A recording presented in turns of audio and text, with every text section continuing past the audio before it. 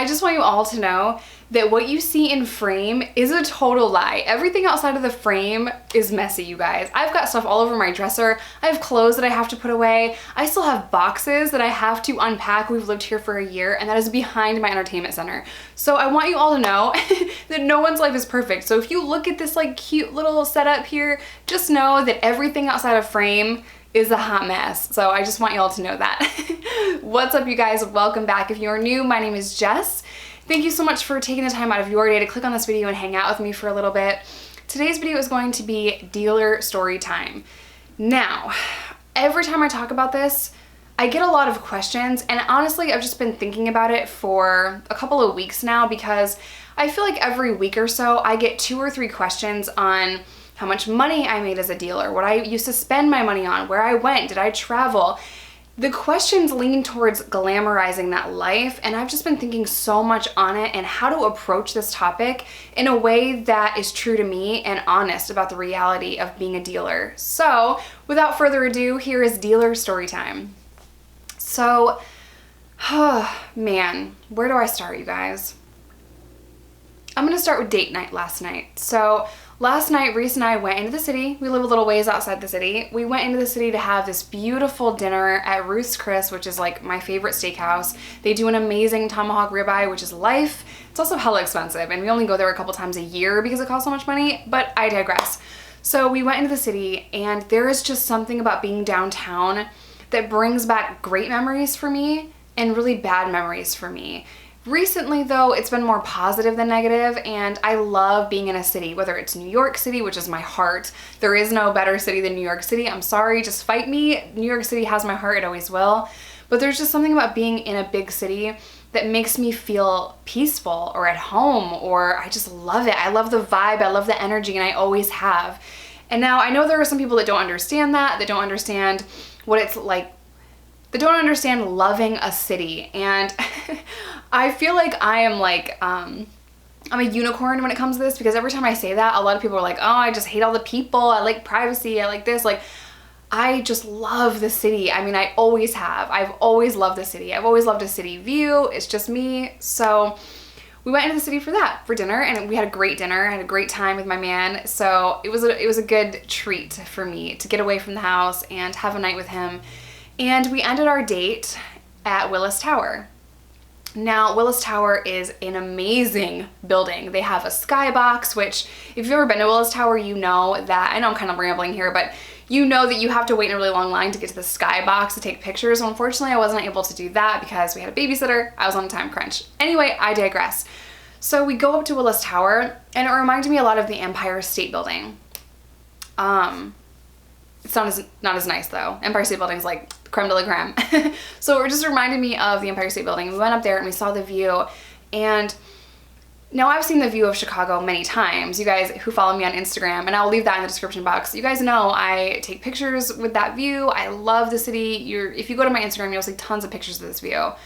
But for some reason, last night I was standing there, and I was looking out over the city as the sun set, and it was so beautiful and so peaceful and so amazing that I got to have the chance to go up at night. They don't do that in New York, so I was like blown away they even let me up there. I could do it at night, and I could watch the sunset on a beautiful city. Well, when you're like 103 floors up or whatever it is, your problem seems so small, and it's like all of your stress from your life just melts away when you're overlooking the city like that. And it is honestly something that if you ever come to Chicago, you have to go to Willis Tower and go to the sky deck, because it will take your breath away. So being up there reminded me of something that I used to do as a dealer. I did it as often as I could, and I would turn off my phone. I would take a bus into Port Authority Manhattan and then take a cab to the Empire State Building. And I would go to the top of the Empire State Building, and in a sea of strangers, I felt the most comfortable. In a sea of strangers, for the first time in a really long time, I didn't feel alone. And I know my family watching this, or my friends from back in the day watching this, don't understand, because they tried to help me. One friend in particular he said he always knew that I would be something more. but I always felt alone. No matter who I was with, family, friends, I always felt alone. And at the top of the Empire State Building, with tons of tourists all around me, sea of strangers, I didn't feel alone. And that view, looking over New York City, was the only thing that brought me peace in my old life. Now, I'm telling you that to tell you this. People always want to know about the money you make as a dealer. They always want to know what you did with that money, or if you hid that money, or if you took vacations, or you took trips, or you bought Louis Vuitton, or what did you do? What was the material possessions that made it worth it? And I'm sitting here right now to tell you, nothing. It was never worth it. It was never worth it. The stress and the pressure that I was under on a daily basis was almost crippling. And I know that 90% of the population having to deal with that stress, they would cave. They wouldn't be able to handle it. And I'm not saying that to give you hate. I'm not saying that to flex. I'm not saying that to brag. I'm telling you that the weight of being a dealer and the immense stress and anxiety and pressure that I was under on a daily basis would cripple most.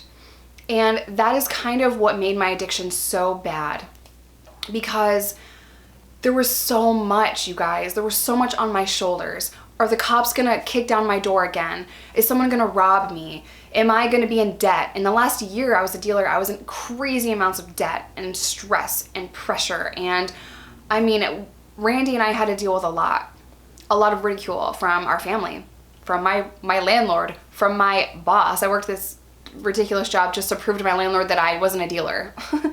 I had to do a lot of things to hide my life, to hide who I was, to try to blend in, to try to seem like my income was coming from real sources or legitimate sources. My phone would always ring. It would always be buzzing, a nonstop buzz. And I don't know if you guys remember those flip phones, the Samsung flip phones. The buzz and the vibration of that was hostile. Even when I would turn off my phone, my brain would still think that it's vibrating, and I would still, like driving in a car, even though my phone was off, I still would feel my phone vibrating when it wasn't vibrating. I would still hear it vibrating when it wasn't.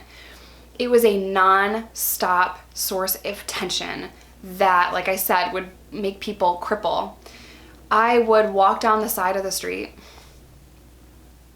with a backpack full of drugs, walk by cops with a backpack full of drugs in Manhattan. And most people, if you say that, they're like, oh my God, how'd you handle that stress? I used.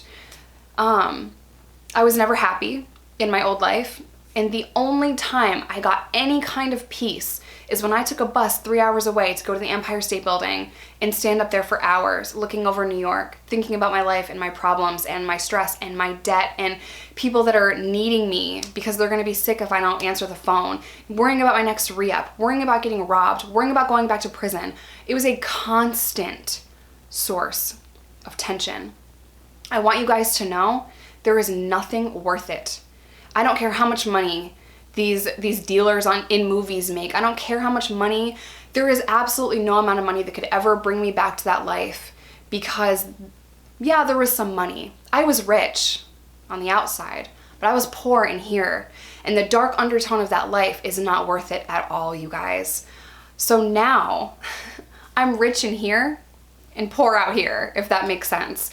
I am so fulfilled, and I feel like my purpose in life is to be the best mom that I can and help other people. And that is something that no one can ever take away from me. The education that I'm working on is something no one can ever take from me again. I will have my bachelor's degree in March. No one can take that from me. The money that I earn now, the cops can't take from me. They can't take my car. They can't repossess my cell phone or my iPad. It happened.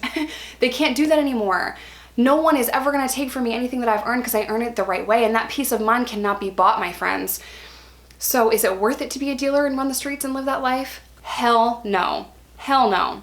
I have friends right now sitting in federal prison for 14 years because they got caught with a little bit of meth, you guys. This is real stuff.